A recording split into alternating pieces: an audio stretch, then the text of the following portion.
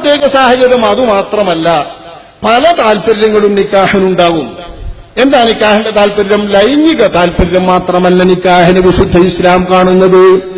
വിശുദ്ധ ഇസ്ലാമിൽ വിവാഹം അനുവദനീയമാക്കിയത് പ്രായപരിധി നിർണയിക്കാത്തത് വെറുതെയല്ല. പ്രായപരിധിക്ക് അതീതമായിട്ടുള്ള പല സങ്കല്പങ്ങളും പല ആവശ്യങ്ങളും വിവാഹവുമായി ബന്ധപ്പെട്ട് വരും.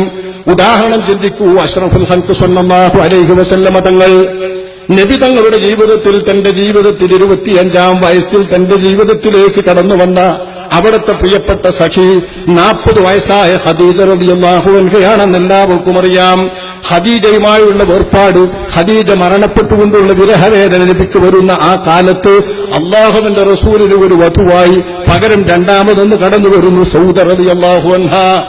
ലൈംഗികാവശ്യത്തിന് തന്റെ യൗവനകാലത്ത് അതുവരെ ഖദീജ എന്ന ഒരൊറ്റ മഹദി, അതും തന്നേക്കാൾ 15 വയസ്സ് പ്രായക്കൂടുതലുള്ള മഹദി ഖദീജയുമായി ഒപ്പം കുടുംബജീവിതം നയിച്ച് സന്തോഷകരമായി ജീവിതം നയിച്ച മുത്തു മുസ്തഫ ആ തങ്ങളുടെ ലൈംഗികാവശ്യത്തിനാണെങ്കിൽ സൗദ റളിയല്ലാഹു അൻഹയുണ്ട്. അപ്പോഴാണ് മറ്റൊരു വിവാഹം അല്ലാഹുവിന്റെ റസൂലിന് വരുന്നത്. ആരാണ് അവിടുത്തെ വധു? അത് അല്ലാഹു തീരുമാനിച്ച വിവാഹമാണ്, റസൂലിന്റെ താല്പര്യപ്രകാരം ഉണ്ടായ വിവാഹമല്ല. ജിബ്രീൽ അലൈഹിസ്സലാം ഒരു പെണ്ണിനെ, ചെറിയ ഒരു പെൺകുട്ടിയെ കല്യാണം കഴിക്കാൻ അല്ലാഹു ഇതാ നിർദ്ദേശിക്കുന്നു എന്നും പറഞ്ഞിട്ട് ഒരു പട്ടിന്റെ ചെറിയ തുണിയിലായിക്കൊണ്ട് ഒരു കൂടിലായിക്കൊണ്ട് ഒരു ചിത്രവുമായിട്ട് ആയിഷ റളിയല്ലാഹു അൻഹാ എന്ന മഹദിയായ കുട്ടിയുടെ ചിത്രം കാണിച്ചിട്ട് വിവാഹം ചെയ്യാൻ അല്ലാഹുവിന്റെ ഓർഡർ നൽകുകയാണ്. ഇത് ഇസ്ലാമിക ഹദീസ് ഗ്രന്ഥങ്ങളിലൊക്കെയുള്ളതാണ്. 2-3 പ്രാവശ്യം അല്ലാഹുവിന്റെ റസൂലിന്റെ മുമ്പിൽ ഈ ചിത്രം കാണിച്ചിട്ട് ഇത് താൻ മനസ്സിലാക്കുന്ന അബൂബക്കറിന്റെ മകളാണ് എന്ന് മനസ്സിലാക്കി അവരെ കല്യാണം കഴിക്കാനുള്ള വഹ്യ് വന്നപ്പോഴാ റസൂലുള്ള കല്യാണം കഴിക്കുന്നത്. ഇത് ലൈംഗിക താല്പര്യത്തിനല്ല. 6 വയസ്സാണെന്ന് ആയിഷ റളിയല്ലാഹു അൻഹക്ക്, 6-7 വയസ്സ്. ഇതെല്ലാവർക്കും അറിയാം. ഇതിപ്പോ നമ്മൾ പറഞ്ഞാൽ ഇതുമ്മ കൂടും മറ്റേവര്. ഇത് ഈ തുപ്പലം കൊത്തികളുണ്ടല്ലോ, അത് ഇതുമ്മ കൂടും. എന്തെങ്കിലും ഒന്ന് കിട്ടിയ അയിമ കൂടാൻ നടക്കുന്ന പഴയ ജന്തുക്കള് അവ ഇതുമ്മ കൂടും. ആയിഷാബി ഇവിടെ പറഞ്ഞ സങ്കടാണ്, ഇപ്പൊ പറയാൻ പറ്റില്ല. പക്ഷെ സംഭവങ്ങൾ നമ്മൾ വിവരിക്കണല്ലോ. ആയിഷ റളിയല്ലാഹു അൻഹ 6 വയസ്സായ കുട്ടിയെ കല്യാണം കഴിച്ചിട്ട് 3 കൊല്ലം അല്ലാഹുവിന്റെ റസൂല് വീട്ടിൽ കൂടാതെ നിൽക്കുക. ലൈംഗിക താല്പര്യമാണെങ്കിൽ ചിലരിത് ഓല ഭ്രാന്താക്കി മാറ്റാറുണ്ട്. അവനവന്റെ കണ്ണില് അവനവന്റെ മനസ്സിൽ തോന്നുന്നതോ മറ്റവന്റെ പേരിൽ ആരോപിക്കുക. ഈ തരത്തിലുള്ളൊരു സ്വഭാവം ഇതിലുണ്ടായിട്ടുണ്ട്. വിധവയായ വാർദ്ധക്യമുള്ള വയസ്സ് മൂത്ത ഖദീജയുമായി ബന്ധപ്പെട്ടിട്ടുള്ള വൈവാഹിക ജീവിതത്തിന്റെ നൈരാശ്യം തീർക്കാൻ കുട്ടികളോടൊരു പ്രത്യേക താല്പര്യം ജനിക്കും. അതാണ് ആയിഷാബിയുടെ നിക്കാഹിൽ നിന്ന് പണ്ടൊരു ചങ്ങാതി പറഞ്ഞു, ഒരു യുക്തിവാദി. അത് പോയി, ആ ആളിപ്പോ പോയി, ഇരിക്കട്ടെ, ആക്ഷേപിക്കാം, അതൊന്നും ആരും പിന്നിൽ കിട്ടൂല. പക്ഷെ ആ താല്പര്യമായിരുന്നെങ്കിൽ 3 കൊല്ലം വെറുതെ നിൽക്കുമോ? 3 കൊല്ലം വെറുതെ നിന്നു. ആ 3 കൊല്ലം കഴിച്ചിട്ട് ഹിജ്റയുടെ ആരംഭത്തിൽ, ഹിജ്റയ്ക്കു ശേഷമാണ് ആയിഷ റളിയല്ലാഹു അൻഹയെ മദീനത്തേക്ക് എത്തിക്കുന്നത്. അവിടെ അങ്ങോട്ടാണ് നബിയും അവരും തമ്മിലുള്ള ദാമ്പത്യ ബന്ധം ആരംഭിക്കുന്നത്. അപ്പൊ 3 കൊല്ലം വരെയുള്ള ഈ അള്ളാന്റെ വഹയിന്റെ താല്പര്യം എന്താ? ഈ ദീനിന്റെ സംരക്ഷണം. ആയിഷ എന്ന ഒരു മഹദി അഷ്റഫുൽ ഖൽഖിന്റെ മണവാട്ടിമാരുടെ കൂട്ടത്തിൽ വരാതിരുന്നെങ്കിൽ, ആയിഷ എന്ന ആ മഹദി പുന്നാര നബിക്കു ശേഷം ഏതാണ്ട് ഒരു 48 വർഷക്കാലം ജീവിച്ചില്ലായിരുന്നുവെങ്കിൽ എന്തായിരിക്കും നമ്മുടെ ദീനിന്റെ നിയമങ്ങളുടെ അവസ്ഥ? ഈ പെണ്ണിൽ നിന്ന് നിങ്ങൾ പഠിച്ചോളൂ. നിങ്ങളുടെ ദീനിന്റെ പകുതി ഭാഗം എന്ന് അള്ളാന്റെ റസൂല് ചൂണ്ടിക്കാണിക്കുന്നത് ആയിഷയാണ്. ദീനിന്റെ പകുതി ഭാഗം പഠിക്കുന്നത് ആയിഷയിൽ നിന്ന്. സമൂഹത്തിന്റെ പകുതി നിയമം, ദീനിന്റെ ശരീഅത്തിന്റെ പകുതി നിയമം കിട്ടുന്നത് ആയിഷയിൽ നിന്ന്. ആ ആയിഷ 6 വയസ്സാകുമ്പോ നബിന്റെ ജീവിതത്തിൽ കടന്നുവന്ന് 9 വയസ്സ് മുതൽ 10 വർഷക്കാലം മദീനത്ത് കൂടെ ജീവിച്ച ആ 10 വർഷത്തിലാണ് ഇതത്രയും നേടിയത്.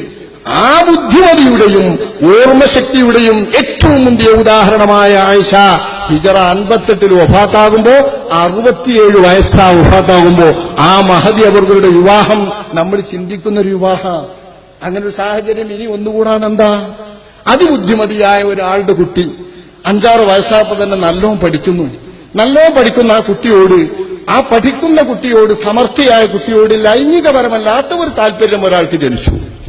എന്റെ ജീവിതത്തിലേക്ക് ഇവളെ കിട്ടണം, അവളെ ഞാൻ കല്യാണം കഴിക്കാൻ അപ്പൊ തന്നെ തോന്നിക്കൂടാ? തോന്നാം, തോന്നുന്നതിന് കുഴപ്പമില്ല. അല്ലെങ്കിൽ ഒരു മനുഷ്യൻ, അയാൾക്ക് വയസ്സായിട്ട് അയാൾക്ക് 2 വയസ്സായ ഒരു കുട്ടിയുണ്ട്, അയാൾ മരിക്കാൻ പോവാ. 2 വയസ്സായ ഒരു പെൺകുട്ടിയേ ഉള്ളൂ, മറ്റാരുമില്ല. അവളെ സംരക്ഷിക്കാൻ ഒരാൾക്ക് ആ സംരക്ഷണം ഏറ്റെടുക്കാൻ, യത്തീഖാനയ്ക്ക് വിട്ടുകൊടുക്കാൻ, മറ്റേന് വിട്ടുകൊടുക്കാൻ അറിയുന്നതിനേക്കാൾ ഏറെ ഇയാൾക്ക് താല്പര്യമുള്ള ഒരു പുരുഷനെ നിക്കാഹ് ചെയ്ത് കൊടുത്ത് ഏൽപ്പിക്കുക, എന്നാൽ എന്റെ കുട്ടി ശരിക്കു പോരും എന്ന് അങ്ങനെ ഒരാൾക്ക് കെട്ടാനും കെട്ടിച്ചു കൊടുക്കാൻ ഇങ്ങോട്ടും തോന്നാലോ സാഹചര്യം വരാം. അങ്ങനെ ഏതെങ്കിലും ഒരു കുടുംബത്തെ സംരക്ഷിക്കാൻ വേണ്ടിയിട്ട് ചെറിയ ഒരു പെൺകുട്ടിനെ കെട്ടേണ്ട സാഹചര്യം വന്നു. ഒരാളുടെ 25 വയസ്സായ പെണ്ണ് ഭാര്യ വിധവയാകുന്നു. ആ വിധവയാകുന്ന പെണ്ണിനെയും കുടുംബത്തെയും സംരക്ഷിക്കാൻ ഒരു ചെറുക്കൻ തിരിഞ്ഞിറങ്ങിയാൽ ആ ചെറുക്കൻ തെറ്റിദ്ധരിക്കപ്പെടും. അങ്ങനെ വരുന്ന സമയത്ത് അവിടെ ഒരു പരിഹാരം കാണും. ചിലപ്പോ 10 വയസ്സായ ഒരു കുട്ടിന്റെ പെൺകുട്ടി, ആ പെൺകുട്ടിനെ കല്യാണം കഴിക്കാം.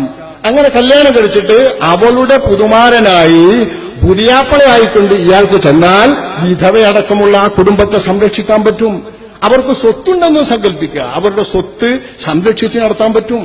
അങ്ങനെ ഓരോരുത്തർക്കും തോന്നൂലേ, ഒരു വലിയ കച്ചവടക്കാരന്റെ ഒരു വർത്തക പ്രമുഖൻ വ്യവസായി, ആ വ്യവസായിക്ക് വമ്പിച്ച സ്വത്തുണ്ട്, അയാളുടെ കാര്യങ്ങളൊക്കെ മാനേജ്മെന്റ് ചെയ്ത് നടത്തുന്ന ഒരാളാണ്. ആ മാനേജറോട് ഒരു താല്പര്യം. ആ കുട്ടിയാണെങ്കിലോ ഒരു ചെറിയ വയസ്സുകാരനായ MBA-കാരൻ, കുട്ടികളിൽ ഒരു MBA-കാരൻ ചെറിയ വയസ്സുകാരൻ. അങ്ങനത്തെ ഒരു ചെറിയ വയസ്സുകാരന്, അല്ലെങ്കിൽ കുട്ടിക്ക് പ്രായമൊക്കെ ശരിയായിട്ടുണ്ട്, ആ വയസ്സുകാരന് തന്റെ മകൾ ശരിക്കും 18 വയസ്സായിട്ടില്ല, അവളെ കെട്ടിച്ചു കൊടുത്തെങ്കിൽ ഇതിന്റെ മാനേജ്മെന്റ് ക്ലിയർ ആയിട്ട് ഈ വ്യവസായം മുന്നോട്ട് കൊണ്ടുപോകാൻ കഴിയുള്ളൂ. ഞാനാണെങ്കിൽ വയസ്സായി, ഇപ്പൊ പോകാനും ഇരിക്കുകയാണ്, അതുകൊണ്ട് ഇവനെ കെട്ടിച്ചു കൊടുക്കാന്ന് തോന്നി, കെട്ടേണ്ടി വരൂലേ? ഇങ്ങനെയുള്ള സാഹചര്യങ്ങൾ ധാരാളം വരും. ലൈംഗിക താല്പര്യം മാത്രം വിവാഹത്തിന് ആധാരമായി മനസ്സിലാക്കുന്നത് ഒരുതരം അസുഖമാണ്. അതൊരു തരം അസുഖ. ലൈംഗിക താല്പര്യം മാത്രമല്ല നിക്കാഹിന്റെ പിന്നിലുള്ളത്. പണ്ടത്തെ കാലത്ത് പ്രായം തികയാത്ത, ഹൈവാകാത്ത കുട്ടികളെ, ഋതുമതിയാകാത്ത കുട്ടികളെ കെട്ടിച്ചു കൊടുക്കാം. വെറും ലൈംഗിക താല്പര്യമായിരുന്നു. 16 വയസ്സായ കുട്ടികൾ പേച്ചു പോകണ്ട എന്റെ മോന്, ലൈംഗികമായി തെറ്റിലേക്ക് ഒരു വിധേനയും പോകണ്ട എന്ന് കരുതിയിട്ട് രക്ഷിതാക്കന്മാര് കെട്ടിച്ചു കൊടുക്കാറില്ലേ? തങ്ങന്മാരിലും കുടുംബങ്ങളിലൊക്കെ അത് ധാരാളമായിട്ടുണ്ടായിരുന്നു. ബാപ്പാക്ക് കഴിവുണ്ടെങ്കിൽ ഇപ്പോഴും നടത്താം. ആ വിധത്തിലൊക്കെ പോയാൽ ആവശ്യമായി വരും പ്രായമാകാത്ത വിവാഹം. ഇതുമല്ലാത്ത വിവാഹം വരാ ഇസ്ലാമിൽ. ഇസ്ലാമിൽ ഇതൊക്കെ ചിന്തിക്കണമല്ലോ. മഹാനായ ഉമറുൽ ഫാറൂഖ് റളിയല്ലാഹു അൻഹു നോക്കി, അള്ളാന്റെ റസൂലിന്റെ ഒരു ചെറിയ പേരക്കുട്ടിനെ കല്യാണം കഴിക്കുന്നു. അലി റളിയല്ലാഹു അൻഹുവിന്റെ മകൾ ഉമ്മു കുൽസൂം എന്നൊരു മഹദിന്റെ അലിയാർക്ക്. എന്തിനാ ഉമ്മു കുൽസൂമിനെ ഉമർ എന്നവർ കല്യാണം കഴിക്കുന്നത്? ഉമർ എന്നവരുടെ ഭരണകാലത്താണ് അവർ കല്യാണം കഴിക്കുന്നത്. എന്തേ അവർക്ക് ആവശ്യം ഉമ്മു കുൽസൂം എന്നവരെ കല്യാണം കഴിക്കേണ്ട? ഭരണകാലത്തല്ല, അതിന്റെ മുമ്പാണ് കല്യാണം കഴിക്കുന്നത്. ഉമ്മു കുൽസൂം എന്ന മഹദി എന്തിനാ വിവാഹം കഴിക്കാൻ ആവശ്യം? അഷ്റഫുൽ ഖൽഖ് സ്വല്ലല്ലാഹു അലൈഹി വസല്ലമ തങ്ങളിൽ നിന്ന് ഒരു സന്ദർഭത്തിൽ അവർ ഒരു വാചകം കേട്ടു. എന്താ വാചകം? പരലോകത്തെത്തുമ്പോൾ, അന്ത്യദിനത്തിലെത്തുമ്പോൾ എല്ലാ കുടുംബ ബന്ധങ്ങളും മുറിഞ്ഞു പോകും, എല്ലാ വൈവാഹിക കെട്ടുപാടിന്റെ ബന്ധങ്ങളും മുറിഞ്ഞു പോകും. ഇല്ലാ നസബി വസിഹിരി, എന്റെ കുടുംബവും ഞാനുമായിട്ടുള്ള വൈവാഹിക കുടുംബവുമല്ലാത്ത മറ്റൊരു ബന്ധത്തിനും അവിടെ യാതൊരു ഫലവും കിട്ടാതെ വരും, മുറിഞ്ഞു പോകും എന്ന് റസൂലുള്ളാഹി പറഞ്ഞു. ഇത് പറയേണ്ട ഒരു സാഹചര്യമുണ്ടായി. ആ സാഹചര്യത്തിന്റെ ഇരയാണ്, വാസ്തവത്തിൽ കാരണക്കാരനാണ് യഥാർത്ഥത്തിൽ ഉമറുൽ ഫാറൂഖ് എന്നവർ. അബൂ ത്വാലിബിന്റെ മകൾ ഉമ്മുഹാനി എന്നവർ ഒരിക്കൽ ഇങ്ങനെ ഇറങ്ങി വരുമ്പോ ആ ഇറക്കത്തിൽ ഒരു പന്തികേട് തോന്നിയ ഉമർ എന്നവർ പറഞ്ഞു, നബിന്റെ കുർബാനറിയിട്ട് നിങ്ങൾ രക്ഷപ്പെടൂല കേട്ടോ, നല്ല സൂക്ഷിച്ച് ജീവിച്ചോടി എന്നർത്ഥം.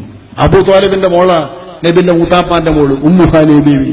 ഈ ഉമ്മുഹാനി ബീവിയുടെ നടത്തം കണ്ടപ്പോ ഉമർ പറഞ്ഞതാണ്, ഉമർ എന്നവരുടെ ദീനീ കാർക്കശല്ലേ, നിങ്ങൾ റസൂലുള്ളാഹിന്റെ കുടുംബാനറിയിട്ടൊന്നും രക്ഷട്ടൂല, നല്ലോണം ചേർക്ക് തഖ്വയോടുകൂടെ ജീവിക്കണം, എങ്കിലേ രക്ഷട്ടുള്ളൂ എന്നൊരു വാക്ക്. ഉമ്മുഹാനയിൽ പ്രയാസമായി, ആൾക്കാരടിയിലായിരുന്നു. ഉമ്മുഹാനെ നേരെ റസൂലുള്ളാഹിനെ കൂടി സങ്കടം പറഞ്ഞു.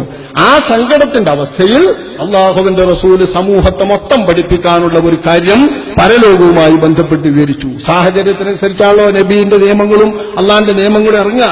ആ നിയമപ്രകാരം നബി തങ്ങൾ പറഞ്ഞു, അങ്ങനെ ആരും പറയരുത്. നിങ്ങളിൽ ആരൊക്കെയോ എന്തൊക്കെയോ പറഞ്ഞു കേൾക്കുന്നല്ലോ, എന്റെ കുടുംബ ബന്ധം അവർക്ക് ഉപകരിക്കൂലാണ്, എന്റെ ശഫാഅത്ത് എന്റെ കുടുംബ ബന്ധത്തിന് കിട്ടും എന്ന് നബി സല്ലല്ലാഹു അലൈഹി വസല്ലം തങ്ങൾ വിശാലമായ അർത്ഥത്തിൽ പറഞ്ഞ ശേഷം അതിനാമുഖമായി തങ്ങൾ പറഞ്ഞു, എല്ലാ കുടുംബവും എല്ലാ കെട്ടുബന്ധവും മുറിയും പരലോകത്ത്, എന്റെ കുടുംബവും കെട്ടുബന്ധം നിലനിൽക്കും എന്ന്. അപ്പോ ഉമർ റളിയല്ലാഹു അൻഹു തങ്ങളുടെ കണ്ണ് നിറഞ്ഞു. ഉമ്മുഹാനിയോട് താൻ പറഞ്ഞത് തെറ്റായല്ലോ എന്ന് തോന്നി. അങ്ങനെ ഉമർ റളിയല്ലാഹു അൻഹു തങ്ങള് ആ കുടുംബ ബന്ധത്തിന്റെ ഉപകാരം കിട്ടാൻ, മുത്തുനബിന്റെ ശഫാഅത്ത് കിട്ടാൻ, യഥാർത്ഥത്തിൽ ആലുൻ നബിയിൽ ഉമർ വരൂലല്ലോ. അപ്പൊ അതുകൊണ്ട് അവർ ആ ബന്ധം കിട്ടാൻ വേണ്ടി കൊതിച്ചു. സിഹിർ ആയിക്കോട്ടെ, സിഹിർ എന്നുള്ള ആൾക്കുള്ള ബന്ധം കിട്ടാൻ നബി കുടുംബത്തിൽ നിന്ന് ഒരു പെണ്ണിനെ കിട്ടണം. അങ്ങനെ അന്വേഷിച്ചപ്പോ അലിയാരുടെ മകൾ ഉമ്മു കുൽസൂമിനെ അന്വേഷിച്ചു. ചെറിയ പെൺകുട്ടിയാ. ഉമറിന് കല്യാണം ചെയ്തെടുത്തു അലിയാര് പൊട്ടനാ, ഉമർ പൊട്ടനാ? അനുസരിച്ചുകള് അലിയാരും ഉമർ എന്നിവരാണ്. അലിയാര് കല്യാണം കഴിച്ചെടുക്കുന്നു തന്റെ മോളെ, ഫാത്തിമ ബീവിന്റെ മോളെ. ഫാത്തിമ ബീവിന്റെ മോളെ ഉമർ എന്നവർക്ക് ഉമ്മല്ലാത്ത ഫാത്തിമ ബീവില്ലാത്ത അവസരത്തില് അലി റളിയല്ലാഹു അൻഹു ഉമർ എന്നവർക്ക് കല്യാണം ചെയ്തു കൊടുക്കുന്നത് ആ പെണ്ണിനോടുള്ള ഗുണകാംക്ഷയ്ക്ക് വിരുദ്ധമാണോ? തന്റെ ഇടമില്ലാത്തവരാണോ അലി? അപ്പൊ അലിയാര് കല്യാണം ചെയ്തു കൊടുത്തു. ഉമർ എന്നവരാണ് കെട്ടുന്നത്, അവർക്ക് തന്റെ ഇടല്ലേ, അവർ കല്യാണം ചെയ്തു. എന്നിട്ട് എന്തേ ഉമർ ചെയ്തിരുന്നത്? ഈ കുട്ടിനെ കാലുമ കുത്തിരിച്ച് കളിപ്പിച്ചു. ചെറിയ കുട്ടി, നന്ന ചെറിയ കുട്ടി, കളിപ്പിച്ചു വളർത്തിയ ആ കുട്ടിയെ കളിപ്പിച്ചു വളർത്തി ഉമറുൽ ഫാറൂഖ് എന്നവർ. ഈ ബന്ധത്തിനാണ് അവർ കല്യാണം ചെയ്തത്. പക്ഷെ ഭാര്യയായി ജീവിതത്തിൽ വന്നു, കുട്ടി മുതിർന്നു, വലുതായി. 2 കുഞ്ഞുങ്ങളെ ഉമ്മു കുൽസൂം ബീവി ഉമർ റളിയല്ലാഹു അൻഹുവിന് ജന്മം നൽകി, 2 കുഞ്ഞുങ്ങളെ ജനിപ്പിച്ചു. ഇത് വിഷയം ചരിത്രമാണ്. നമ്മൾ പറയാ ഈ തരത്തിലുള്ള ചില സാഹചര്യങ്ങൾ മനുഷ്യന് വരൂലേ? കുടുംബത്തിന്റെ ബന്ധം കിട്ടാൻ, വൈവാഹിക കുടുംബത്തിന്റെ ബന്ധം കിട്ടാൻ, ഈ തരത്തിലുള്ള ബന്ധങ്ങൾക്കൊക്കെ ആവശ്യമുള്ളത് കൊണ്ടാണ് വിവാഹത്തിന് പ്രായപരിധി ശറഅ് നിശ്ചയിക്കാത്തത്. ഇതിന്റെ അർത്ഥം വിവാഹത്തിന് പ്രായപരിധി ഇല്ല, അതുകൊണ്ട് സർക്കാർ നിയമിച്ചാൽ അത് വിരുദ്ധമല്ല എന്നാണോ? പ്രായപരിധി ഇല്ല എന്നല്ല, പ്രായപരിധി ഇല്ലാതെ വിവാഹം നടത്താം, ആ ഇസ്ലാമിന്റെ നിയമം. പ്രായപരിധി ഇല്ലാതെ വിവാഹം നടത്താമെന്ന ഇസ്ലാമിന്റെ അനുവാദ നിയമത്തിന് ഭംഗമാണ് പ്രായം ഇന്നത് എന്ന് ഞങ്ങൾ നിശ്ചയിച്ചത് കഴിഞ്ഞേ വിവാഹം ചെയ്തൂടൂ എന്ന് പറയുന്നത്. ഇത് വിരുദ്ധമല്ലാന്ന് എങ്ങനെ പറയാൻ കഴിയും? ഏത് പ്രായമുള്ളവർക്കും ഏതു പ്രായത്തിലും കുടുംബത്തിനും അവർക്കും തമ്മിൽ ഇഷ്ടപ്പെട്ടാൽ വിവാഹം ചെയ്യാം എന്ന ഇസ്ലാമിന്റെ നിയമത്തെ പറ്റില്ല, 18ഉം 21ഉം വയസ്സ് തികഞ്ഞെങ്കിലേ പറ്റൂ എന്ന് പാസാക്കുന്നത് നമ്മുടെ ശരീഅത്ത് നിയമത്തിന് വിരുദ്ധമല്ലേ? തീർച്ചയായും വിരുദ്ധമാണ്. വിരുദ്ധമാണെങ്കിൽ പോലും സർക്കാരിന്റെ നിയമത്തിൽ, രാജ്യത്തിന്റെ നിയമത്തിൽ അങ്ങനെ ഒരു നിയമമുണ്ടെങ്കിൽ ആ നിയമത്തെ അംഗീകരിക്കാൻ നമ്മളും ബാധ്യസ്ഥരാണല്ലോ.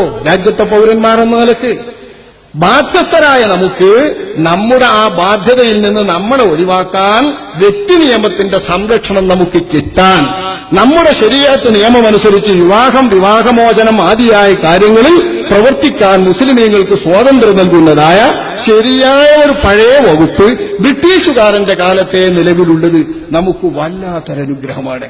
ഈ അനുഗ്രഹമാണ് നമ്മൾ കഴിഞ്ഞ കാലങ്ങളിൽ പലപ്പോഴും ഉപയോഗപ്പെടുത്തിയത്, എന്നും ഉപയോഗപ്പെടുത്തുന്നത്.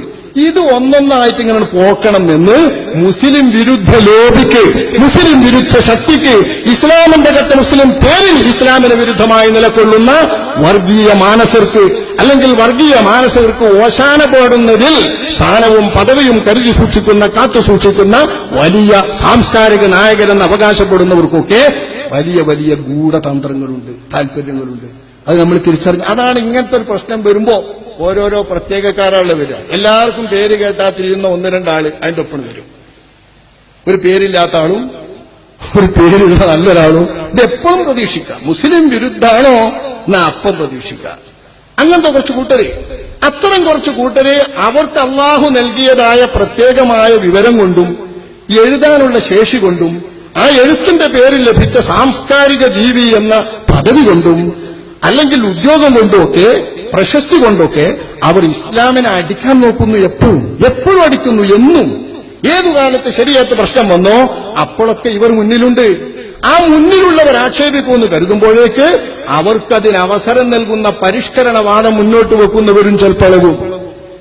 അങ്ങനത്തെ കുറച്ച് കൂട്ടര് അവരൊക്കെ ഇളകിയിട്ട് ഇത് പോക്കാൻ തിരിഞ്ഞാൽ ഇപ്പം വിവാഹത്തിന്റെ ഒരു പ്രായത്തിലേ എത്തിയിട്ടുള്ളൂ. ശരി തന്നെ, നമുക്ക് വിഷമമൊന്നുമില്ലല്ലോ, വിദ്യാഭ്യാസമൊക്കെ ഉള്ള കാലല്ലേ അത്ര ആവുമ്പോ എന്ന് പറയാം. നാളെ വിവാഹമോചനത്തിലെത്തും, പിന്നെ ഇപ്പറഞ്ഞ മാതിരി ബഹുഭാര്യത്വത്തിലെത്തും. എപ്പോഴും 44-ാം വകുപ്പ് എന്നൊരു ഡെമോക്രസിന്റെ വാള് നമ്മളെ ഭരണഘടനയിൽ കാത്തുത്തിരിക്കുന്നുണ്ട്. അത് ഇതുവരെ എടുത്തു മാറ്റിയിട്ടില്ല. എന്ന് നമ്മൾ ആവശ്യപ്പെട്ടിട്ടും അത് പോയിട്ടില്ല. രാജ്യത്തിന് ഒരു പൊതു സിവിൽ കോഡ് ഉണ്ടാക്കാൻ വേണ്ടിയിട്ട് രാജ്യം പരിശ്രമിക്കണം എന്ന ഒരു മാർഗനിർദ്ദേശക തത്വമായിട്ടാണെങ്കിലും 44-ാം വകുപ്പ് 44-ാം വകുപ്പ് കണ്ടൊരു സാധനം അവിടെ ഉണ്ട്. അതുള്ളിടത്തോളം കാലം വ്യക്തി നിയമത്തിനെതിരെ വരുന്ന ചെറിയ അനക്കങ്ങളെയും നമ്മൾ വളരെ ജാഗരൂകരായി ശ്രദ്ധിച്ചുകൊണ്ട് അനങ്ങിയിട്ടില്ലെങ്കിൽ നമ്മൾ വലിയ വില കൊടുക്കേണ്ടി വരും അതിനെ. ഒന്നും